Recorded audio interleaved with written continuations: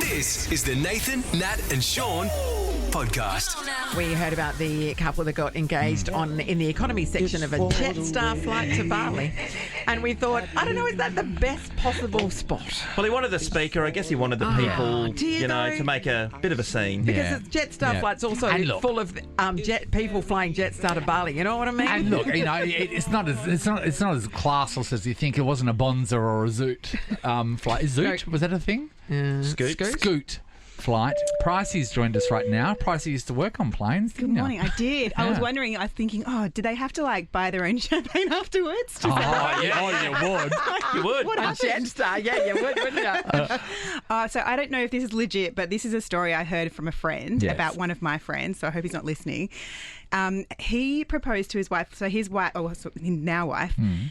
His partner was always known for not finishing her coffees. They'd be at a cafe and she just wouldn't finish the end of her latte. It was really weird. Yeah, right. So when he proposed to her, he dropped her engagement ring in the latte.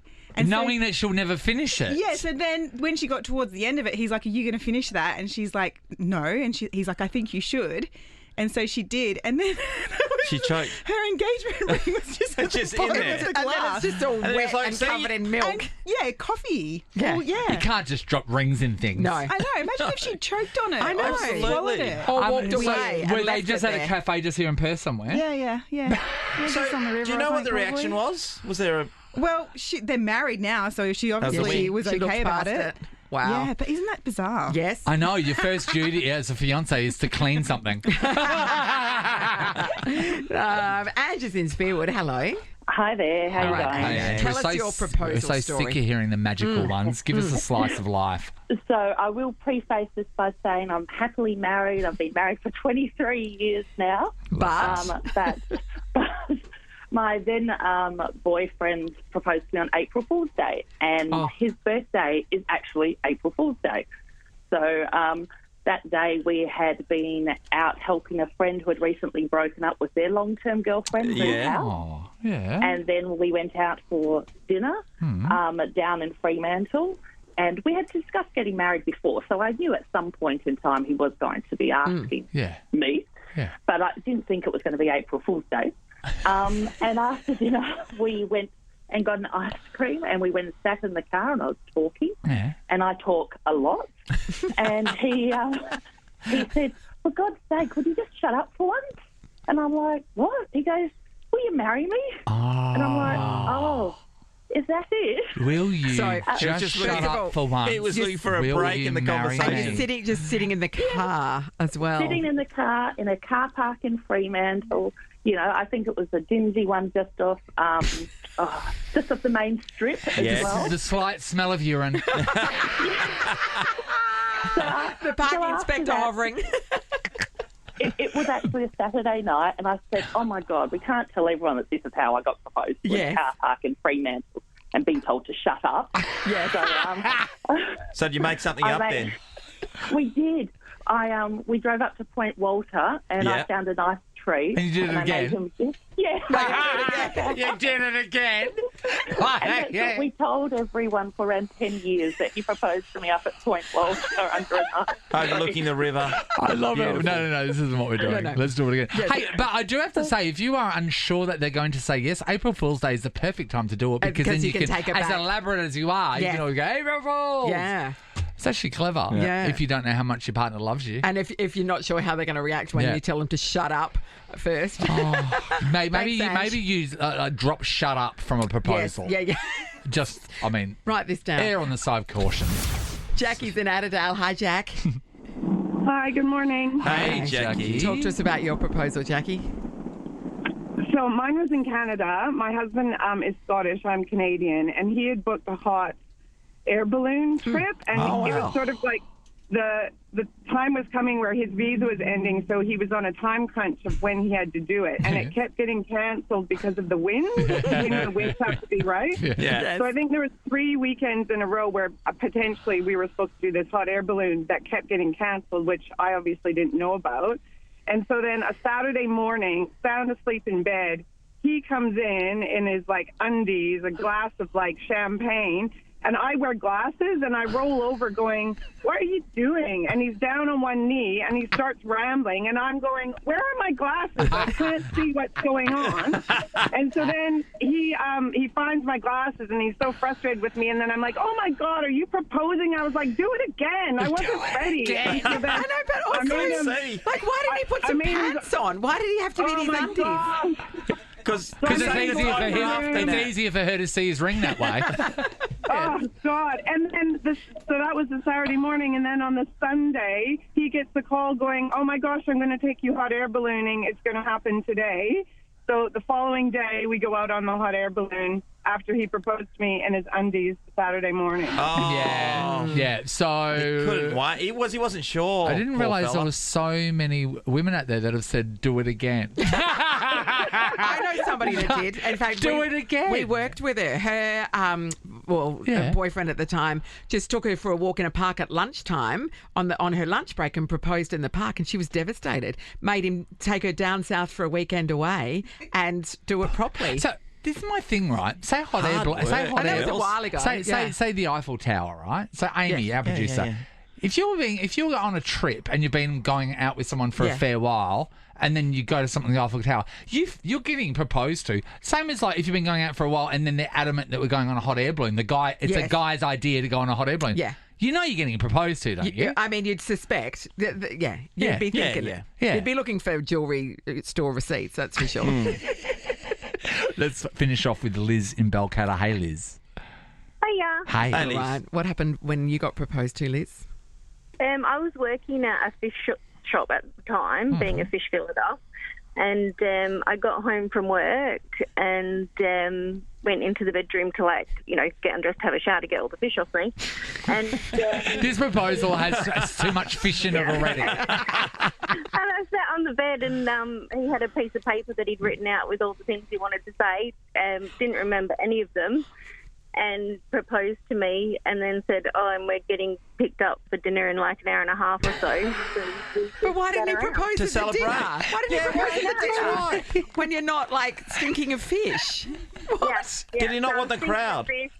And then just sat around twiddling my thumbs till we got picked up for dinner. So, okay, so you've been with him for a fair while, so you've had time to analyse this and then ask follow-up questions. So what is the answer to why didn't he propose at dinner and instead propose to you in the bedroom when you were covered in fish? I have absolutely no idea, to be honest, but not a lot changed, and we're not married anymore. So there we go. That's a reason not to propose to someone when they smell like fish. I know that a lot of people say women overanalyze, but how can you not? Like, how can you not? How can you not sit there and really study that case? We found a good one. And I get that sometimes the guy's just nervous and he wants to get it over and done with or whatever. But still, I mean, come on, pick your moment. Like literally, just wait an hour. Yeah. At least sniffer.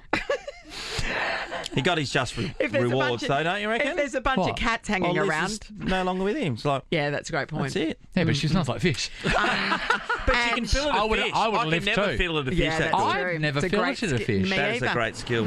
It's the Nathan, Nat and Shaun podcast. We were talking about people that put on a really good show when there's visitors or the big bosses in town, inspired by the medical facility that got staff to act as patients when the health minister was visiting. It's so great. Great idea. Hi, Kylie. Hello. Good morning, everybody. How are you? Wonderful, Kylie. Okay, talk to us. What happened? Who puts on a show? Look, me, I was a bit guilty. We've been overseas for a bit. We came back and repatriated, and I got the duty of doing tea time at cricket. So I did a bit of homework and made a few phone calls to relatives going, what do you do? And they went, oh, my God, have you got tea time? I said, yeah. And the pressure.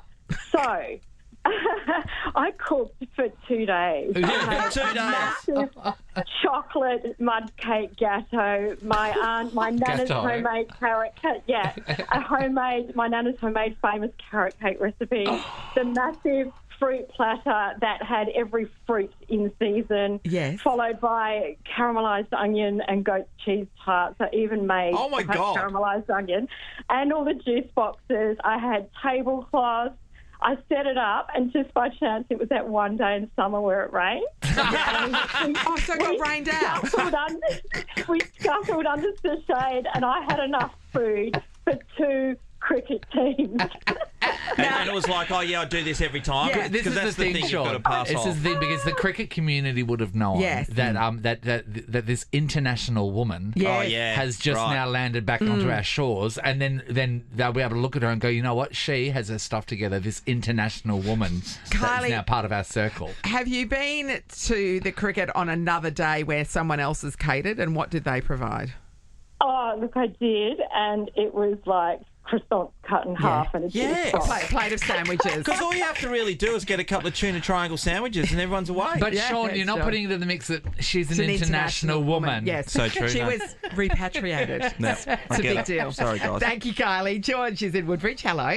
Hello, how are you? Great, Super George. Is there someone in your life who puts on a show when there's someone important around? Oh, my wife. So I work in a hospital. My wife is an industrial electrician. She works at mining sites, so we both work ridiculously long hours. Yeah. We thought it'd be a great idea to get a commercial company in to give our place a clean twice a month. Yes. Windows, floors, bench top, things like that.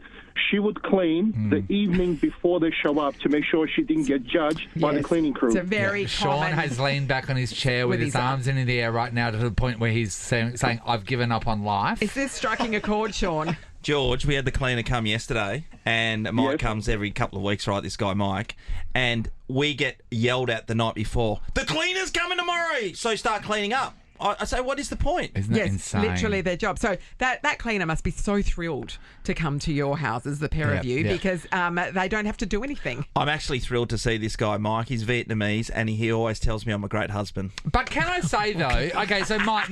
Sorry, doesn't speak English well. So, George, are you like... does this get you angry? Because Shaun gets angry. I get frustrated, the same sort of thing. I feel your pain, Shaun. It's like you get yelled at for going, well, I'm making a mess, so the cleaning crew has something to do. Yeah. Good call, so this is George. the thing. I'd like we should speak to cleaners one day. I'd like to know from cleaners, do they prefer people to clean up before they come around? Because otherwise, if you clean up most of the house, then what are they going to do for the hours that they're there? The hourly rate, it brings down the hourly rate if your house is cleaner, obviously. Does it really? Yeah. Well, they don't have to do as much. They don't have to do as much. Oh, how much does it drop down by? Well, no, as in they're spending less time there. Oh, so, right. Yeah. Interesting. Thanks, George. Michael's in Morley. Hello. Hello. Hey, Mike. Okay, who is the person who puts on a show? So my cousin, he's from New Zealand, and all his family think he's some successful business owner. He's a shift runner at Red Rooster. Yeah, okay. Okay, so what? So if they come to visit, what does he do? Oh, he says he's got meetings, so he takes a day off, but he just calls in sick. Does he dress accordingly, like a business owner? He dresses in a full suit and everything. But then he goes to like a rooster roll combo. No, he's a bit of a lost one. Well, can I just say I love Red Rooster, so he's doing God's work. Yes, that's true. Let's just put that aside. Do you agree with a chicken roll being close to $10 though? It's where we are, Shaun. That's where we live, Shaun. It's where we are, Shaun. What are you going to do? Just gets me, you know. Why though? Yeah. Why? Everything else is expensive. It's not like they've suddenly gone on nothing nothing else. It should be. How much do you think it should be? Like $5 is, you know. But most of the time you can get a lunchtime. I mean, Chicken Treat, they do lunchtime $5 specials all the time for a chicken roll. They do, actually. So, just check yourself before you wreck yourself, mate. Stop talking about chicken rolls in a disrespectful manner. Have we finished talking to Michael? Yep. Oh, sorry, I just had to take him to task. And did successfully. It's the Nathan, Nat and Shaun podcast. When I read this article, I thought straight away of Shaun McManus. And I don't mean to judge. I'm going to ask you the question soon. But there are 8 million Australians, I think you may be one of them, that don't know how to change a flat tyre. I do, but I don't know. Sometimes I don't have the means. What do you mean you don't have the means? It's in the car. What do you mean? Everything you need is in the boot. When I was coming back from Exmouth a couple of years ago, we got a flat, and when I got in the back of Megan's car, her Prado, some of the vital things were missing. What do you mean? Where were they? I don't know. You know, so I got the jack right, and then there was the wheel unlocking bar. Brace. Did you know it was a brace? Sorry. Mate, I don't know where that bastard was, but I couldn't find it. They saved me. Anyway, so I couldn't get this wheel off, and we pulled into like a farmer's front, gravel road, and the farmhouse would have been like 10 k's in. I'm like, oh, we're cooked here. So I just said to Megan, stay by the car. I'll just walk down. Did you walk into the farmhouse? No, I saw there was a worker on the side of the road doing some maintenance stuff, and I walked down to this guy's car like 100 metres, and he had one of those jacked up four-wheel drives. Yeah. Yep. And I just said, mate, I'm missing a part of my Prado and just trying to change the tyre. The wheel unlocked. Yeah, he come back and do it for you, didn't he? And you know what? He was like those guys in the pits at the F1s. Yes. He was feeding. He had the gun. He had a rattling gun. Sean, amazing. How does it feel, right? Because I don't ever claim to be a real man.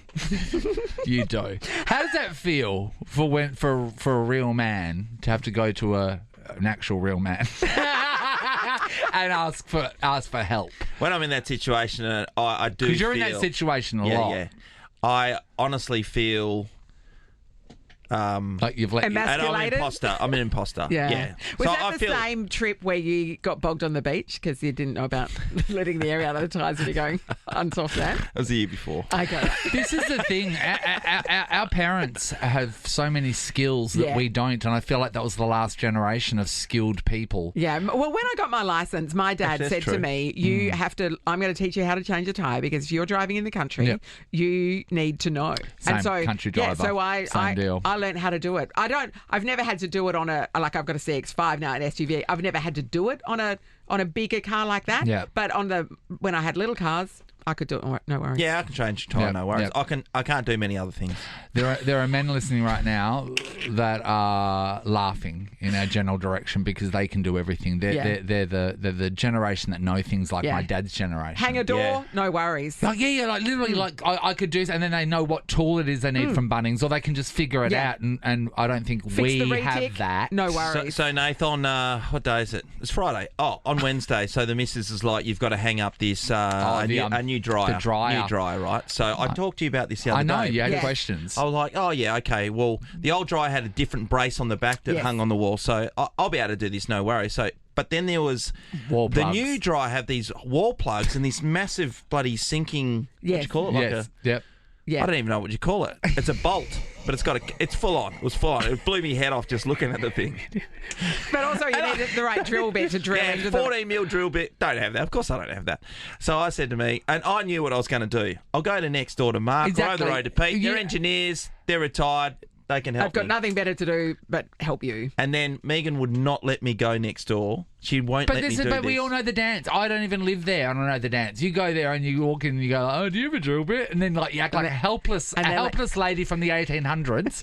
And then they carry you back in their arms to your garage, and then they do the work Pat for me you. on the head. Exactly. They put their jacket over so Sean can get over a puddle. Give you some smelling salts. If I get some supervision, see, here's the thing. So Megan's not going to be at home tomorrow. Hopefully she's not listening to this. She's not going to be at home tomorrow, so I plan on going next door and just saying that. Because you need a few things. You need the right drill bit. You need the know-how. You need a spirit level, because otherwise that thing's going to be wonky. I've got a spirit level.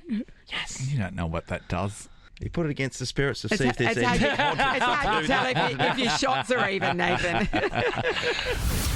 Shane's in Dayton. Hey, Shane. Morning, crew. Hey, Shane. So we're talking about the people that can't do anything versus the people that can do everything. Shane, what are you? I can do everything. Yeah, you are. Of course you can. You're the one you need to know. Good. How often do you get asked for help, Shane? Well, every day. I'm a bit of a workaholic, so it suits me. Yeah, right. So do you have neighbours or family that hit you up? Constantly. What do you do for a living? It's more of neighbours. You got a bit of sand, or you got a bit of timber, or you got this, you got that. You get that more from neighbours. But friends and family, it's more of, looking at a patio or a fence or a gate. Need some concrete out the back. Oh, a shed would be nice. And you can do all of that, all of those Shane. things. Yeah, they're easy. Hanging doors, tiles, painting, redoing a bathroom. All that stuff. Shane, just on Sean's behalf, when you get another man coming up to you and asking for help on something that you feel is quite rudimentary, how do you see that person? Does it change your opinion? Well, quick story. Gentleman rung up, cupboard's broken. Can you come and fix it? Yeah, what's wrong? So I know what to bring. Well, it's broken. Okay, so I just took everything. Got there, went in, drawers hanging on the wall, so there's enough room underneath to put shoes or anything. Yes. So the bottom of that's been broken off, so it looks like someone's taken the drawers out, stood on it and snapped it off, but I won't say that. Okay. So I put that back on. Where the screws go, that's all destroyed. So I've had to put screws in other places and hide it and patch it up. Done all that.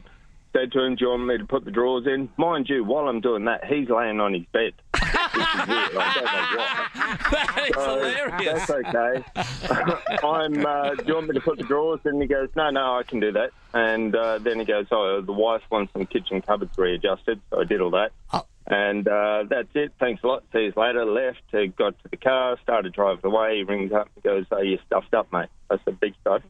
He goes, you're stuffed up. Oh, okay, well, Perth being Perth, one-way streets, around 3 blocks, and come all the way back. Yes. And then go upstairs and walk in, and he's looking at drawers and hands like, I don't know the gentleman that goes, anyway. Like on his waist, puffed out a bit. Correct, yeah. And so I walk over, pick the first drawer up, and the rail was loose underneath. So I turn it over, flip it in, put the drawer straight in. Perfect. Next drawer, straight in. Next drawer, straight in. And I'm scratching my head like, what the hell? So I turn around and look at him, and he turns to his wife and goes, why couldn't you do that? To his wife. Oh, he sounds like such a catch. What a great guy. Exactly. What So time now were I know you why at he was Sean's laying on the house? bed. That's amazing. Is crazy. Shane, thank you. Okay, so we've had a person that can do everything. That's great. Let's go to Carmelo in Byford. Hey, Carmelo. Hey guys, how are you? Good, Carmelo. Where do you sit on this equation, Carmelo? I am useless. I like your self-assessment. He's going to tell us. He's going to tell us a story about when this guy came over to help him with the drawers. Just as bad almost. Yeah, what So happened? all my mates have souped up four-wheel drives. You know, they hear it tick, they know what's going on. Yes. I just stand there like a little pretty blonde. I'm like one of the boys' little side pieces. I'm like, yeah, mate, I got no idea what's going on here. I know those guys with the full drives and stuff, and you go out, they've got all the equipment, And they know how what's to going use on. it. That's the thing. And you're right, Carmelo. They hear a change in the engine for something, and they can tell you, there's something going on here. Well, let's have a look. So, like the Carmelo, fuel a lot of us don't get cars, so let's push that to the side. How about just like general handiness? Can you like hang pictures, and can you like fix something that's broken at your house if there's a leaky pipe? I definitely can, but I wouldn't trust it, that's for sure.